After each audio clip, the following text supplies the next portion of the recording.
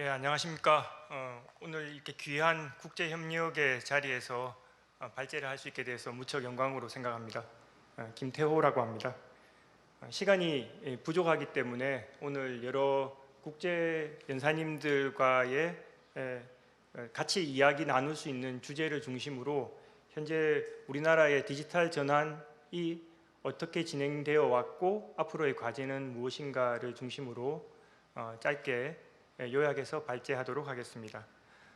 먼저 논의를 하려면 다들 아시겠습니다만 디지털 전환이라고 하는 현상에 대해서 일단 그 제품 안전과 관련되는 맥락을 말씀을 드리고 그 디지털 전환을 활용한 제품 안전 정보 관리의 현황을 소개해 드리도록 하겠습니다.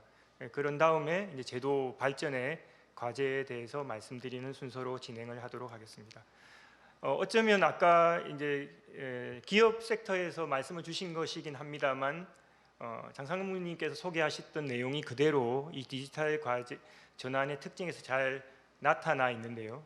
일단 먼저 의미를 보자면 디지털 형태로 적용되는 데이터를 정보통신 기술을 활용해서 산업에 적용해서 그런 디지털화를 계기로 경제적, 사회적 삶의 양식이 변화하는 것, 이것을 일반적으로 디지털 전환이라고 정의하고 있습니다.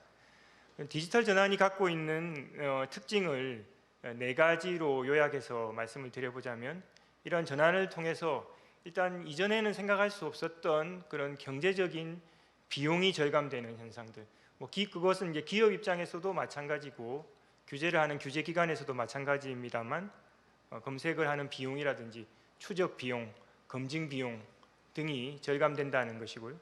그 다음에 이제 두 번째로 무엇보다도 이런 디지털 전환을 매개하는 온라인 플랫폼의 중요성이 증가하고 있다라고 말씀드릴 수 있을 것 같습니다.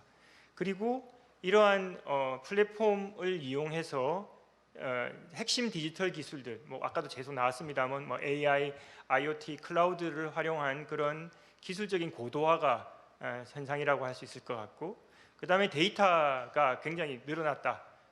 그래서 데이터를 이용하는 것이 굉장히 중요하게 되었다라고 말씀드릴 수 있을 것 같습니다. 그래서 이 네 가지 특징을 중심으로 플랫폼과 정보통신 기술을 활용해서 제품 안전 관리의 과제가 주어지게 됐는데, 이러한 디지털 전환이라고 하는 것이 갖고 있는 양면적인 속성을 보자면, 일단 디지털 전환 기술을 활용해서 새로운 비즈니스 모델도 생기고 융복하기 가속화되고 신제품도 출시되고 또 비대면 거래를 오늘 여러 해외에서 나오셨습니다만 해외 직구 온라인 거래 등을 통해서 유통 경로가 변화하다 보니까 그 새로운 사각지대 내지는 새로운 제품 안전 리스크가 발생했다라고 하는 것이 한 가지 우리에게 도전적인 역량으로서 주어져 있다고 한다면, 다른 한편으로는 이 제품 안전 관리를 또 이 디지털 전환을 위해서 더 기술을 활용하고 비용 저감할 수 있는 가능성들이 늘어나게 되었다라는 것입니다.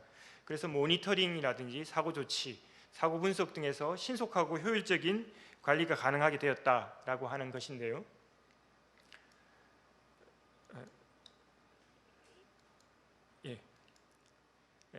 그러다 보니까 이제 여기에서 이제 주어져 있는 디지털 전환을 이용해서 제품 안전 관리를 어떻게 할 것인가에 대해서 주어져 있는 과제가 보면, 규제기관 입장에서 직접 플랫폼을 운영할 수도 있겠습니다만, 아까 나왔던 그런 빅테크들의 플랫폼 운영 지원을 통한 그 규제 준수를 지원하는 과제가 주어져 있고요. 그런 플랫폼을 통해서 안전조사 업무를 처리한다거나 아니면 처리 절차들을 플랫폼을 통해서 이용한다는 것, 그리고 그 제품 사고 예방 플랫폼을 만들어서 소비자에게 리콜 제품이나 위해 우려 제품이나 미인증 제품에 대한 정보를 제공한다든지, 그리고 플랫폼의 경우에도 소비자가 직접 B2C로 하는 플랫폼도 있습니다만 생산자 그리고 유통자들 간의 B2B 플랫폼들도 모두 가능하게 되었다라고 말씀드릴 수 있는데, 그러나 이제 이러한 현상들이 생기다 보니까 이제 플랫폼들을 어떻게 규제할 거냐라고 하는 이슈가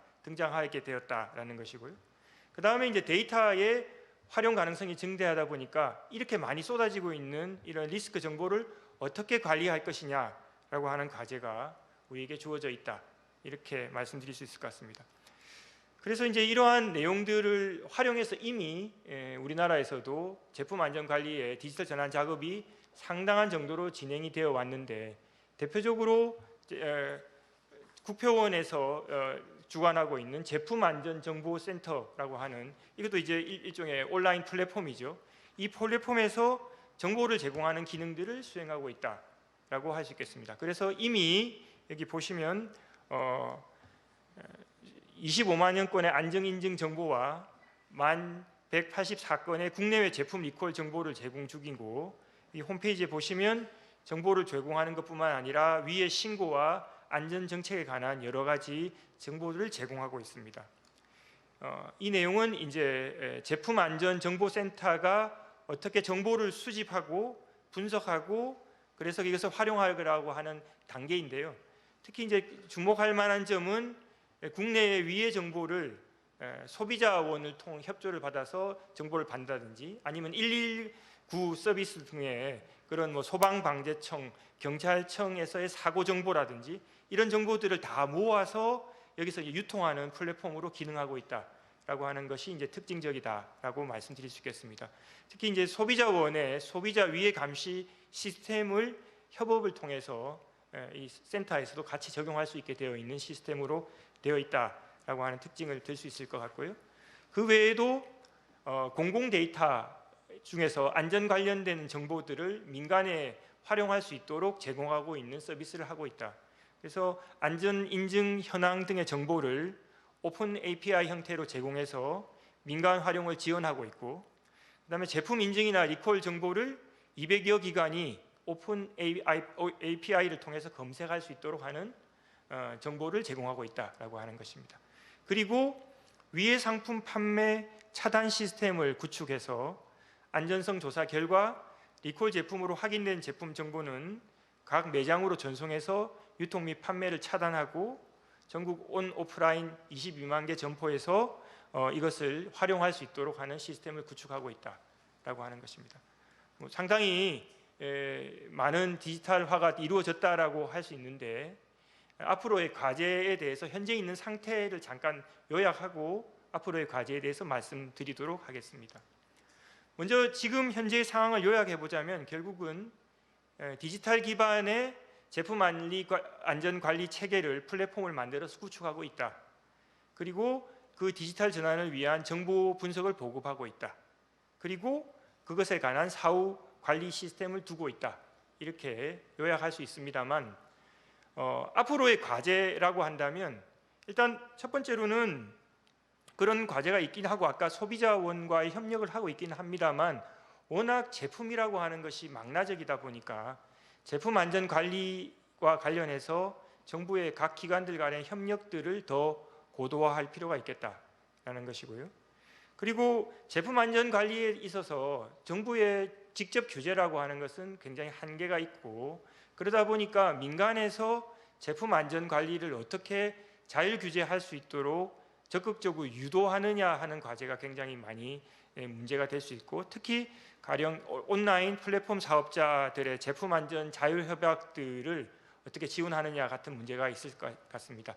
대표적으로 아까 이제 ESG 말씀을 하셨습니다만, ESG 준수와 같은 그런 상당한 수준의 컴플라이언스들은 대기업이나 빅테크들을 중심으로 이루어지고 있는 것이기 때문에 제품을 관리하고 생산하는 많은 생산자들에게 모두 이와 같은 수준의 안전 관리를 디지털화할 것을 요구하기는 어렵기 때문에 이들에게 어떻게 그러한 서비스를 지원하고 유도할 수 있도록 하느냐 하는 거버넌스 체계를 구축하는 것이 과제로 남아 있다라고 말씀드릴 수 있을 것 같고요.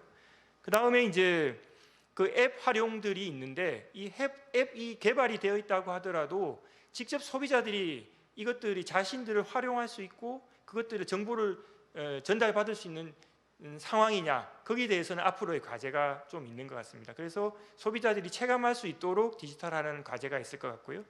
마지막으로 수집된 데이터를 활용한다 있어서 영원한 데이터의 과제라고 할 수 있는 개인정보 보호와 영업비밀 보호의 과제가 좀 더 논의될 필요가 있다라고 하는 과제를 말씀드리면서 간략한 발제를 마치도록 하겠습니다. 감사합니다.